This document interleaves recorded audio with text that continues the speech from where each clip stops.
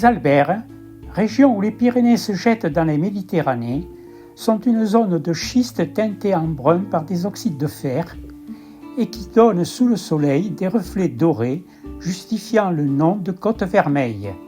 Ces schistes restituant la chaleur la nuit, drainant et stockant l'eau en profondeur, sont favorables à la vigne.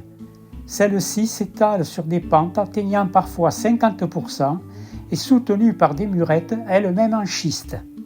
Ces terrasses du XIIIe siècle datent des Templiers. Les sols pauvres, très peu mécanisables, ont des rendements faibles de l'ordre d'une bouteille par pied de vigne. À Bagnoul, après fermentation et macération, les vins pressés sont assemblés pour assurer l'homogénéité. La fermentation est alors arrêtée par mutage qui consiste à un ajout d'alcool. Les vins doux naturels obtenus sont alors vieillis en barrique. Les collioures, quant à eux, sont des vins secs.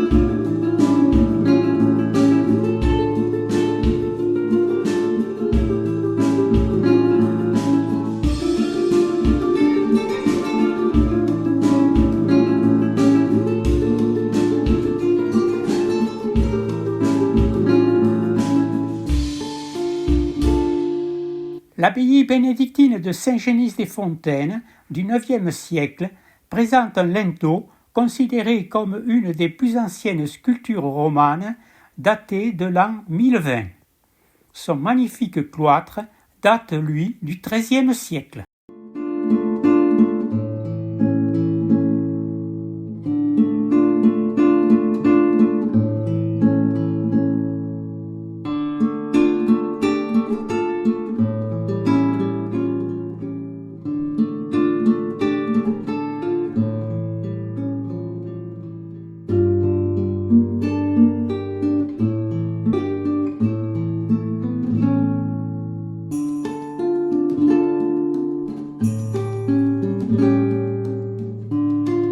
Dans les Aspres, terre aride, Tuire est connue depuis 1873 pour ses caves bières, apéritifs à base de jus de raisin et d'alcool, appelés mistels, et aromatisés entre autres de quinine, café, cacao, fleurs de sureau, camomille, etc.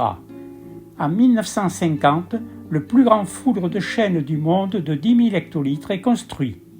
Une publicité très dynamique projette la marque sur le plan international. Mais depuis 1960, la marque périclite.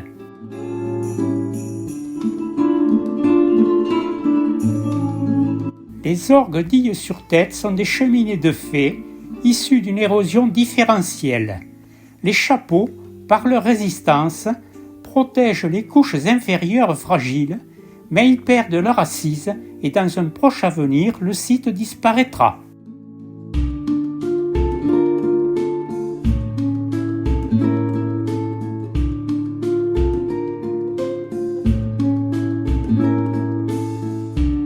À Villefranche de Conflans, la forteresse de Vauban, appelée Fort Libéria, où on accède par un escalier souterrain, date de 1670. De là, nous prendrons le train jaune pour la Cerdagne.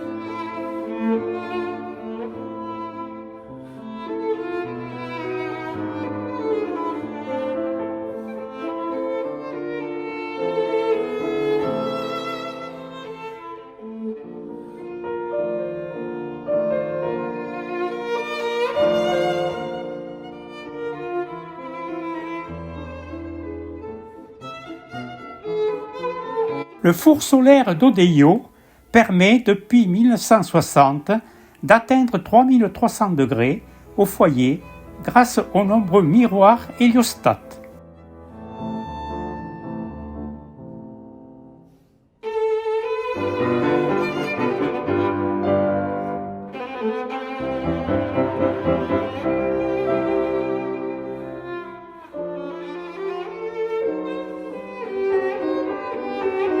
C'est dans le brouillard que nous roulons dans cette vallée glaciaire qu'est le Cap-Cyr, où l'Aude prend sa source.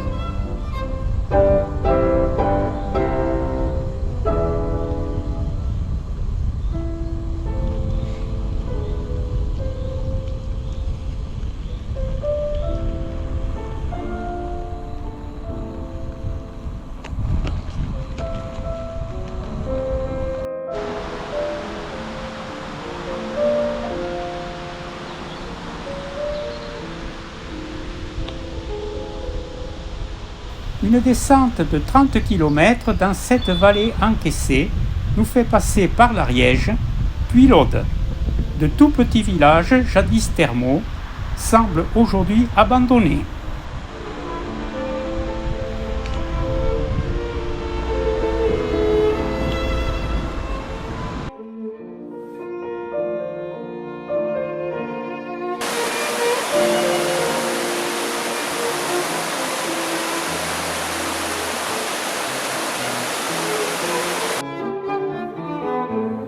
Ici, dans les gorges Saint-Georges, l'Aude a érodé le calcaire, créant ainsi des falaises de 150 mètres.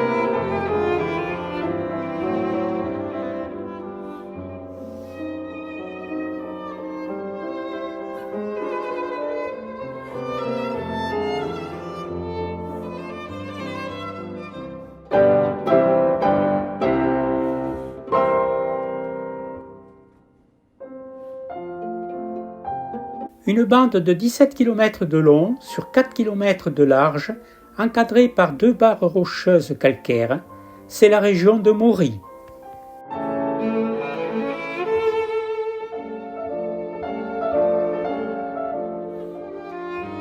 Ici aussi, comme à Banyuls, les sols sont schisteux, mais en décomposition et de couleur noire, due à la matière organique décomposée. Les vins de Maury, souvent doux naturels, font référence à ce sol schisteux qui apporte une note de fruits noirs. Les rendements ne dépassent pas 30 hectolitres par hectare.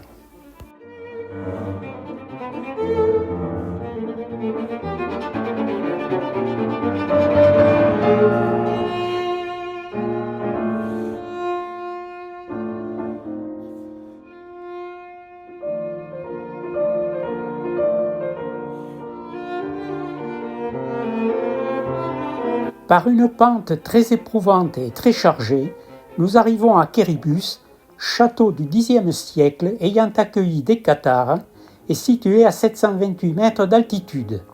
Occupée jusqu'au XVIIIe siècle, la citadelle sera restaurée dès 1951.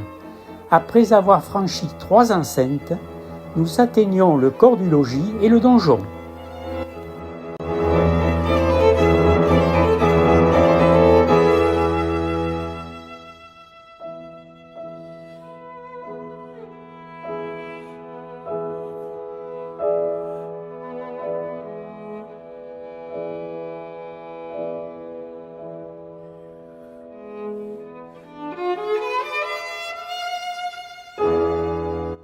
La Glie, fleuve côtier, prend naissance dans le pic de Bugarache et coupe, ce qui est surprenant, 2 barres calcaires, dont l'une a créé les gorges de Galamus.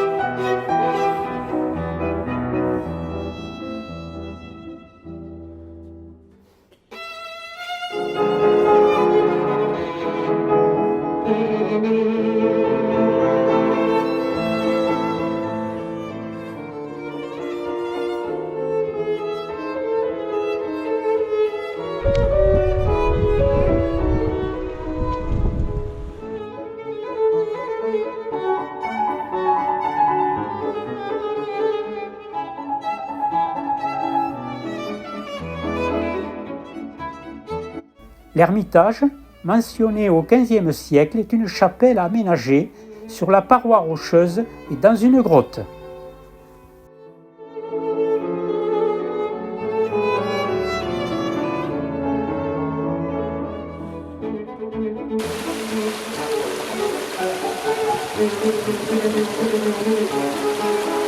La fontaine salée est une résurgence des eaux infiltrées ayant traversé des couches d'argile salifère. C'est la source de la Salse qui se jettera dans l'Aude. La présence d'eau, de carbonate de sodium et de forêt ont permis d'implanter un atelier de verrerie dès le XVIIe siècle, notamment des fours.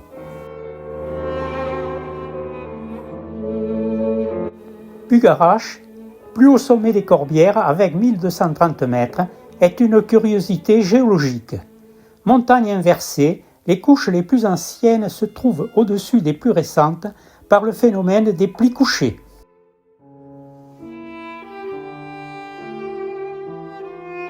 Rennes-les-Bains, petit village thermal, est célèbre pour ses eaux chaudes de 34 à 47 degrés, accessibles librement et qui se déversent dans la Salse. Non loin de là, sur la colline, se dresse le village de Rennes-le-Château, célèbre pour le mystère de la Bessonnière.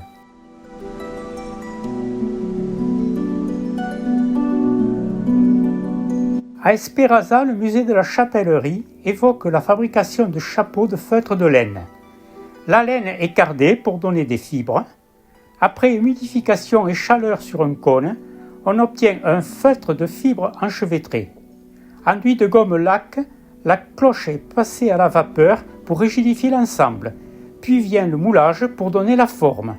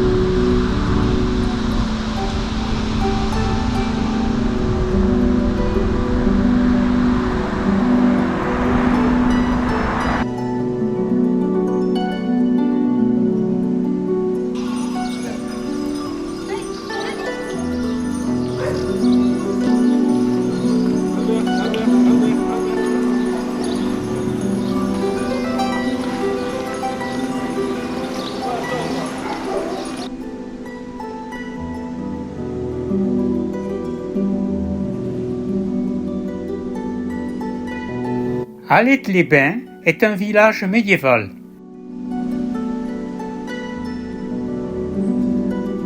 L'abbaye bénédictine date du IXe siècle. De très grande dimension, elle devient cathédrale avec un chœur gothique au XIVe siècle. Elle sera détruite pendant les guerres de religion.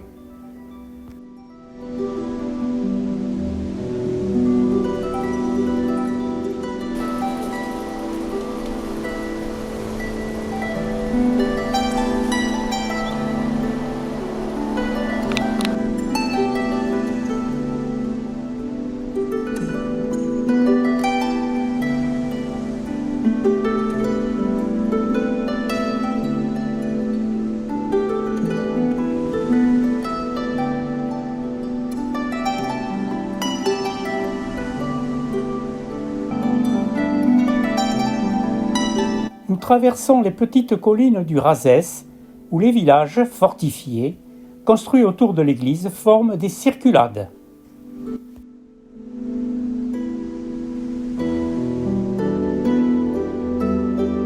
Du haut du massif de Malepère, nous admirons la grande plaine sédimentaire du Lauragais.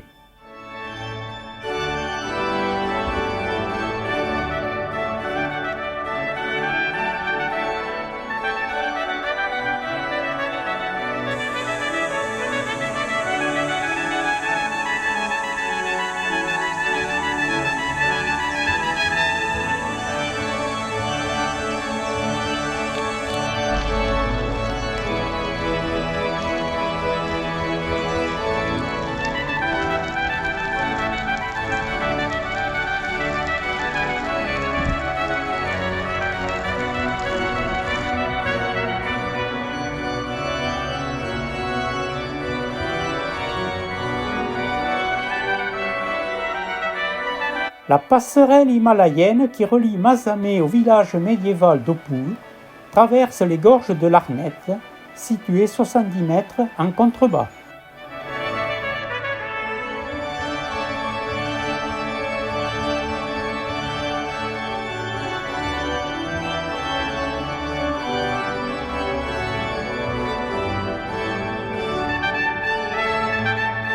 Nous empruntons la voie verte du Haut-Languedoc, la passe à Païs, Tarn, Hérault et Aude se côtoient.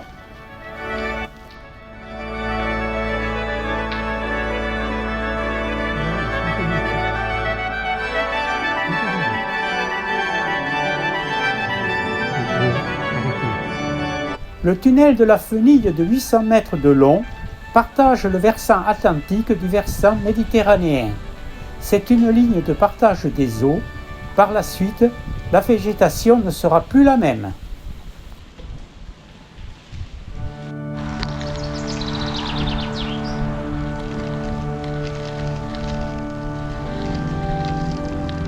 La tour-clocher du XVe siècle est sur une butte rocheuse, un puig, et correspond au donjon du château médiéval situé sur un ancien castrum. Le pont du Diable date du XIIe siècle. Dans les gorges d'Éric, il y a 300 millions d'années, le métamorphisme dû aux fortes pressions et températures a transformé le granit en gneiss et les sédiments en mécaschiste.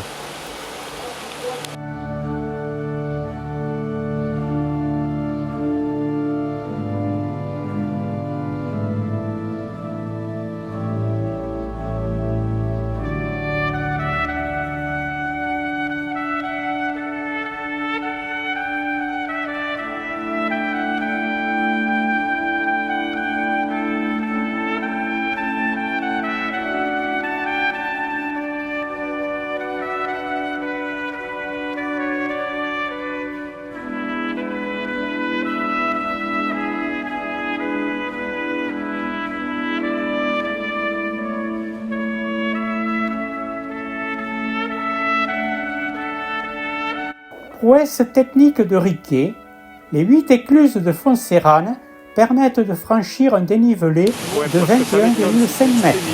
Parce que ça m'étonne la pression. J'ouvre après, à la fin. Oui.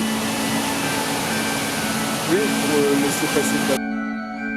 Le plan incliné, ascenseur à bateau, a été construit pour éviter les 8 écluses. Commencé en 1979, il a été abandonné. Il existe le même plan à Montèche.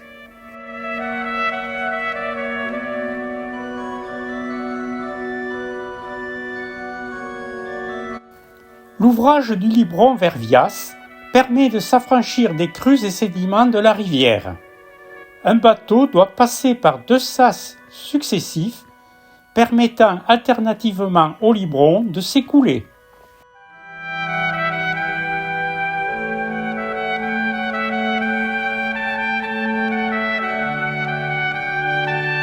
L'écluse ronde d'Agde dessert 3 directions, le canal du Midi Béziers 7 et l'accès à l'Hérault.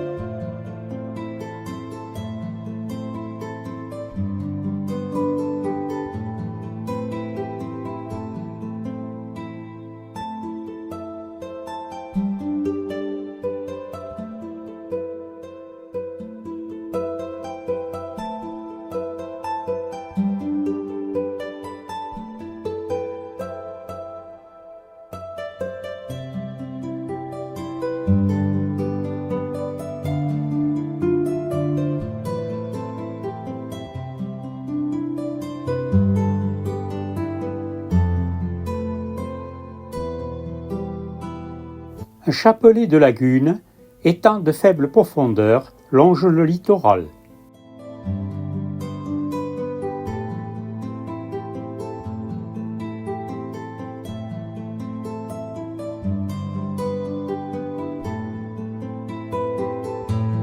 Cité médiévale de la Petite Camargue, fondée par Saint Louis au XIIIe siècle, Aigues-Mortes possède les fortifications les mieux conservées.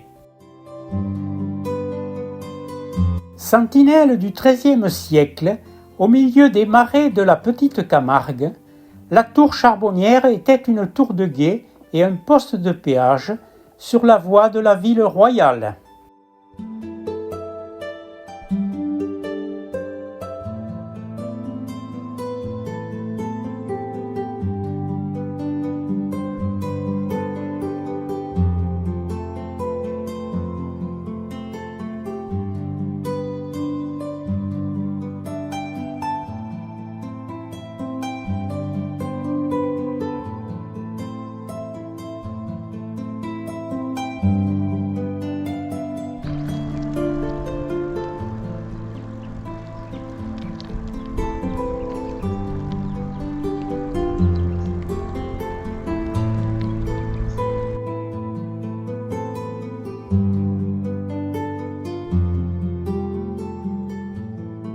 L'église abbatiale de Saint-Gilles a une façade médiévale richement décorée.